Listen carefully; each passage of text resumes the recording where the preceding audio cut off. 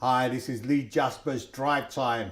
You're watching a special edition this week. We're going to be doing a sole focus on the case of Gwenton Slowly. You've seen part one, you've seen part two, where we highlight the kind of police corruption and practices that led to false charges and intimidation and arrest of Gwenton Slowly, one of Britain's most foremost youth violence practitioners.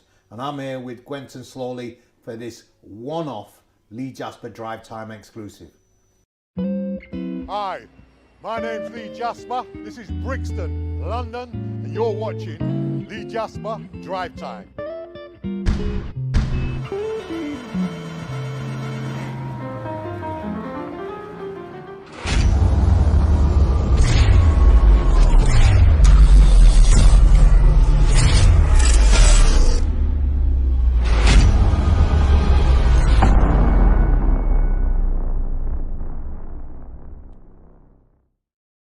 Gwenton, thanks for joining us today. Now, we've covered your story in the past. It starts in August 2018 with the death of Joel Uhuri, a 7-year-old boy who dies as a consequence of an arson attack on his family home. Just tell us a little bit about the circumstances that gave rise to that death and why this case is so critical to what then happens to you. Well, because of the legal proceedings, we could only talk about some of it. But the family's been known to us from 2014, so Joe would have been about 3 or 4 at the time. And we were engaging with the older brother. After speaking to him, I then found out that he was being blackmailed to sign up to things that he didn't want to sign up to. As a result, the family didn't receive the protection that a normal family would once they're at risk. So they were being blackmailed by the Metropolitan Police Service? Well, some people were blackmailing him. We wouldn't know who that is until we get his side of the story. Okay. But he was being blackmailed to sign up to things that he didn't want to sign up to. And in return, if he done what he was told to do, he would have got protection. So this family was left unprotected. Yeah. The mother did complain and did seek protection from statutory agencies and services. Why wasn't that forthcoming? Yeah, she actually went in there with young Joel 4 days before and cried out for help. And just to show you that the agencies knew that she was at risk, they let her out the fire exit. If you didn't think the family was at risk, why wouldn't you let them leave out the normal door? But they just played it down and thought it was just another fake cry for help. And then 4 days after, young Joel ends up dying in his bedroom. So Lewisham Council, Lewisham Safeguarding Partnerships, the police, everybody there is in some way bearing some responsibility for that child's death. Well, definitely.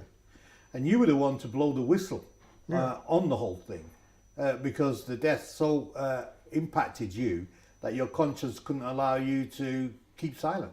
Yeah, my whole thing was, I'm here to help people.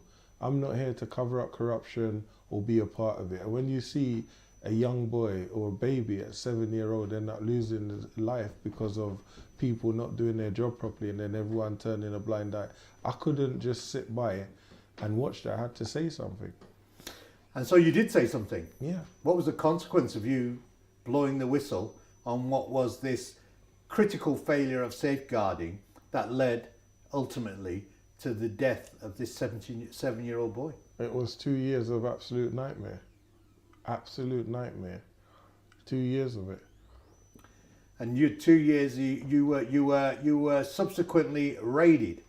Your home was raided. Yeah. That was the start of it. You were raided. Your place of abode, your home was smashed up. Yeah. They even interfered with your gas boiler for some strange reason, leaving it faulty. That could have resulted in another tragic accident. And not only were your home smashed up, but a few days later, although did the police deny that they'd raided your home? Yeah, at first they said they didn't know who it was. And because I went back there, saw my boiler hanging off, saw my gas meter had been tampered with, my air vent had been tampered with, panels around the gas pipe had been tampered with, everything it just looked like a booby trap property. That's the only way I could explain it. The whole place just looked like it was just ready to go. And people who have seen your story on our other films of you, your interviews, previous interviews, will know that you were subsequently arrested yet again. You're out in your car with your family. Yeah. There's still no real explanation of why your home's been raided in the first place. You're out a number of days later with your family in your car, and what happens? It wasn't even a number of days, it was 3 months. Yeah. So 3 months after, I'm driving, minding my own business, and then the next thing you know, police are jumping out at me in army-style blue clothes with checkered hats on that look like armed police, telling me, we need the keys to your car, we need to search your house. But 3 months ago, they told me not to return back to the same property. So I was a bit confused. If you told me not to return there because my life's at risk, why would you then be asking me for the keys to raid the same property again? The whole thing was just so bizarre. They had my engine number on their paper. They come for my laptops, my hard drive, every single thing that I had at the time, they removed it. Even my children's phones, they took some of them, even though I told them they were my children's phones, they still took them, went with my children's iPods, all sorts of stuff they took from my house. My letters to get me into debt, and then after they got me into 3 months debt, they said, oh, you could kindly have back some of your posts. I'm already in 3 months debt. What could I do about that? So the whole thing was, it was more intimidation than anything else. And during the 3 months between the first raid and your and the hard stop, if you like, in your car, were you still working and dealing with dangerous criminals and moving them? Yeah, I was still at work, moving murderers and all other people, and everyone just said to me, carry on with your job. Even when I contacted the investigating officer and said, why am I being attacked? He then said to me, it's nothing to do with him. What's going on with you is above me. So it was like I had different teams attacking me at the same time, but all using the same excuse why I was being attacked. So one was nationally blacklisting me, the next one raids me whenever they feel like, and then another one investigates me, but all of them claiming they're doing it for the same thing. The whole thing was just so bizarre and scary, it was unbelievable. So you're somebody who's put his own life at risk in terms of working with some of the most dangerous criminals that UK has on the streets. You were loyal to your employers, Lewisham Council. You were helping the police reduce crime. You were saving lives in terms of young people in our community. And at the same time, the sections of the Metropolitan Police Service were targeting you repeatedly on some pretext in order to find you guilty or fit you up with a charge or maliciously prosecute you. All of this resulting from you blowing the whistle on Joe Uhuri? Yeah, because I was told before to keep quiet. Like, don't upset people because people don't like what you're doing here. So I was warned before I even said anything. So when I then saw what was happening, that's why I said it was like a form of intimidation. So you broke the code. Yeah. Don't talk. Yeah. Shut up. Keep quiet. So during that 3 months between when you were arrested initially and then when you were subject to that hard stop, were you working during that period of time? Yeah, I was still moving people and working with victims and perpetrators. Everything was normal. After I went in for a voluntary interview, because that's something I want to make clear. After my house was raided the first time, I went in for a voluntary interview. What that means is I could have got up and left at any time. And after the voluntary interview, they then said, continue with your life. Nothing here. It was all superstition, whatever it is, substantial evidence or whatever. We'd got it wrong. The person we were looking for lived at that property 5 years ago. And I went about my business. 3 months after, I'm then being attacked again. So you're being a loyal servant to the Metropolitan Police Service, Lewisham Council, you're saving lives, you're reducing crime, and yet you're being employed and yet simultaneously attacked by the Metropolitan Police Service, who are seeking really to criminalise you, falsely malign you, and get you arrested on and presumably charged on false charges. And all of this because you whistle blew about the death of 7-year-old Joel Uhuri. Yeah. The thing that's changed so many times. I was first arrested on concern to do with drug dealing, meaning that I knew that my previous tenant that moved out 5 years ago was drug dealing. So that was my first thing when I was arrested. Then by the time I got to court, it's changed to something else, that I'm now perverting the cause of justice with intent. And then the second charge was money laundering of my own money that was found in my own house that didn't belong to the previous tenants. So the whole thing was just bizarre. How many times during that period you were bailed a number of times? How many times were you bailed? 9 times. 9 times. 9 times. Absolutely outrageous. Wow. And in the same time that you were bailed for this 9 times, you subsequently went to court. Yeah. And people can pick up more of these details in the other interviews. But the culmination is you were eventually charged with perverting the course of justice and money laundering for money, your own money that was found in your own house. Yeah. And it went to court most recently. And lo and behold, it didn't even get to a hearing because after 6 days of legal argument, they just threw the case out. Yeah. So you're a free man.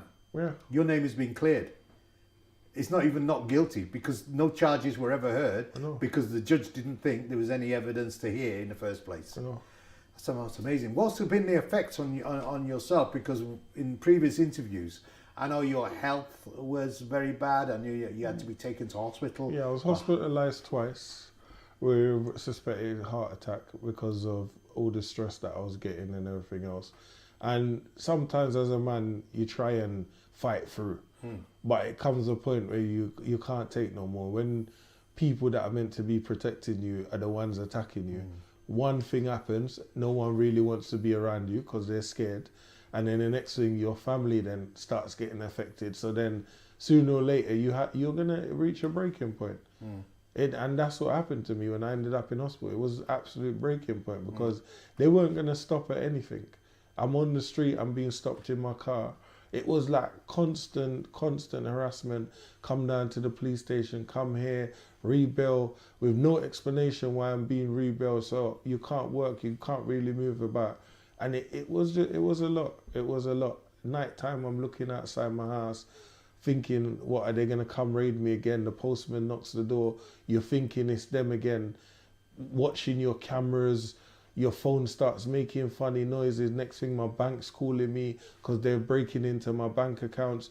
They're trying to get into all sorts of stuff. So it was just a lot. It was the attack was just all too much. Because having been through something similar myself, people need to understand that they deep dived every aspect of your life to try and find something that would stick. Yeah, and they found nothing. So all my electrical devices, my iPad, my laptop, my phones, my bank account, my taxes, my company books, everything you could think of, they went through and dug up everything. Pages, when we got to court, there was thousands of pages on everything. Who you got paid from, what day you got paid, what shop you spent this in. The whole thing was just forensic.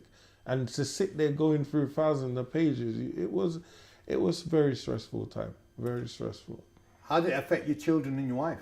My children, as I said, if the postman knocks the door, they're then scared. My children like, oh, Dad, are you coming back today? Because they think that the police just going to grab me and take me away. And that's my 8-year-old daughter saying that. And for an 8-year-old, she shouldn't be feeling that. And then you then have your partner thinking every time you leave the house and they can't get through to you, that wonder if he's been snatched or arrested again for something else, because it was like they could just do whatever they want whenever they want. There was no stopping them. And that was the most scariest part of the whole thing. How did you handle the mental stress? Because the other piece that people don't really realise is that you become virtually paranoid about everything and everybody. How are you handling that? I just stopped going outside more so and just stayed in my house. 'Cause I thought even though they could break in there whenever they felt like it, I was more safer in my house. Unless I was going out to see my therapist or having one-to-one with my GP or going swimming when I could. And even then I stopped going swimming because you're in the swimming pool, you're seeing any men swimming next to you thinking, wait a minute, are they their friends and that? Why are they waving at me or saying hello to me in the swimming pool? So the whole paranoia kicks in. And you were taking therapy Yeah. because of the mental stress at the time. Yeah. That's how badly it affected you. Yeah, I'm still having counselling up to today, because even though the case is over, just to see that they were allowed to get away with what they got away with, it's a lot to deal with. So you were traduced, you were traumatized, your family was affected. You even had your assets seized at one point when they were doing their deep dive financial forensic investigation. Yeah. And you reached out to numbers of people to try and help you, the Mayor's Office, Lewisham Council, your employer. Have these people checked on your welfare? Have they provided any duty of care to you? Not one person. And that's the saddest part of it. And what hurts the most, you've got certain managers within the council that have been on more serious charges than this. We're talking sexual offences and all sorts, covering up murders for siblings. And this isn't anything on that scale.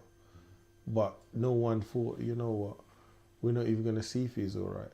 But the minute that the result came out, wasn't it these same people trying to send me love hearts on social media? That's how sick these people are. And your name was blacklisted nationally. I mean, you were a consultant that had a business that was working right across the country. And as a consequence of the first and second arrest, the Metropolitan Police actually phoned up all your clients and said, don't work with him, he's under arrest for serious charges, and you were blacklisted. Funniest thing, I wasn't even arrested. This is the thing that they didn't tell everyone, that I wasn't the only property that was raided. There was 4 people raided the same day as me. On the first raids? On the first raid, there was 4 people raided. It wasn't just me, but I was the only one that suffered the national blacklisting, which, let's be honest, is still not lifted. Because now that the case is over, I'm contacting them and the Mayor's Office, and I'm like, come on now, what's going on? And everyone's saying, it's not me, and passing you to the next person. So are they going to lift it? When are they going to lift it?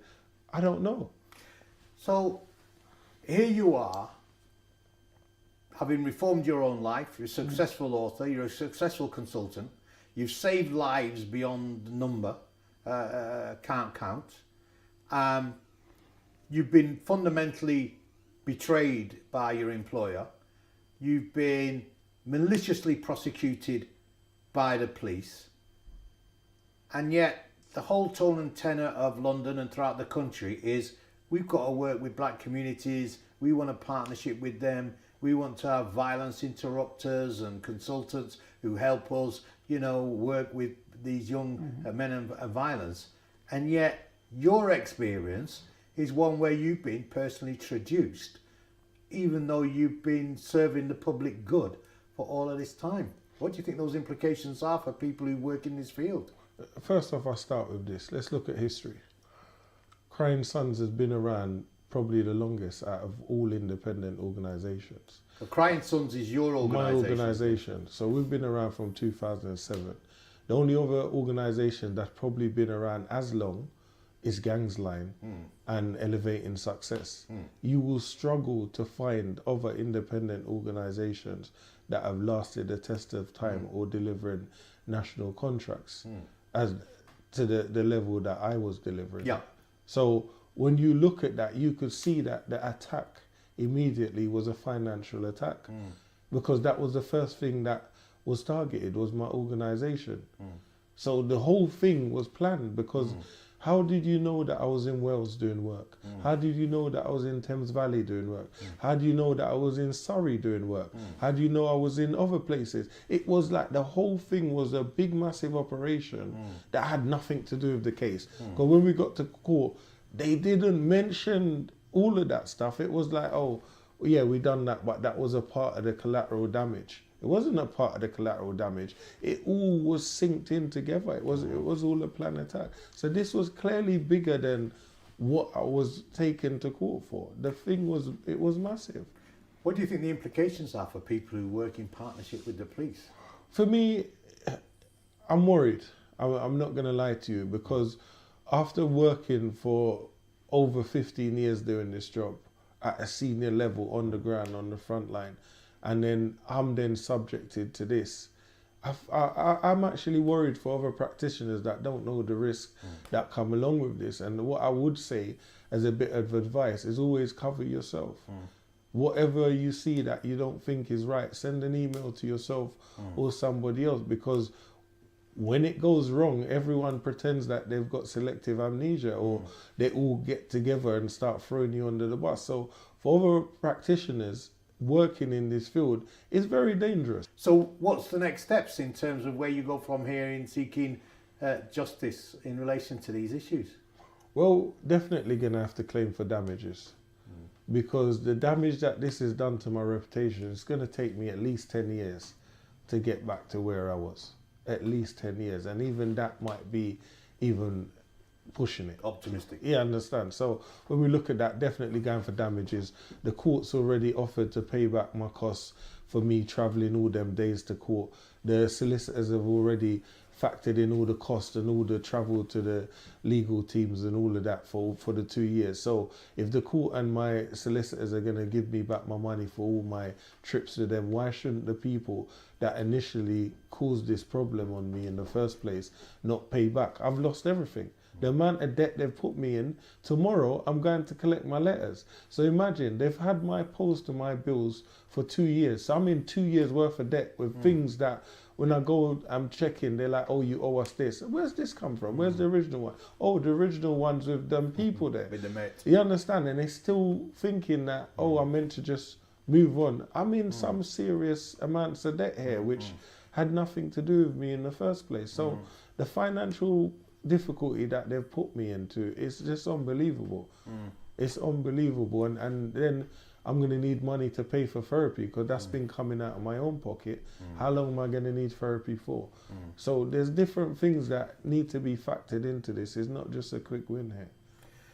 So let down by the system, despite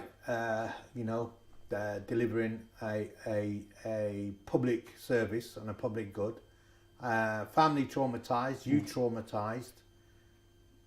Would you have faith and trust in the police or the system again? Definitely, and I tell you why I say that, because even though this has happened to me, there's still some good officers out there that I've trained across the country that will risk their life to come out and protect people in the community. So I'm not going to say, because of the few people that think that they're above the law and they could get away with things, that we then tarnish everyone with the same brush. There are some good people out there within the system that want change. So I'm not going to use this isolated incident with me and my 2 years of trauma to then say, yeah, all of them are all bad, because that wouldn't be the truth. So you think a rogue group of officers, small in number, were responsible for what happened to you, but you've had good relations with a wider number of officers who have not been engaged in that sort of behaviour. Well, Gwenton Slowly, I think that that's all we'll do for today. I'm sure we're going to come back to see you again, to hear more from you. It's been a delight talking to you. We're deeply honoured that you gave us an exclusive here on Lee Jasper's Drive Time. And I just want to make it absolutely clear for the viewers, this case was not heard because there was 6 days of legal arguments to justify the charges that were brought against you. And in those 6 days, the judge threw out every single argument that was brought forward by the Crown Prosecution Service and the police. So it's not that you were found not guilty, it's that there was no charge of substance to begin with, and that was proven by the judge saying no case to answer. That's correct. So Gwenton Slowly will be coming back to this story again and again, but for now, thank you very much for appearing on Lee Jasper Drive Time. Thanks for having me. Blessings.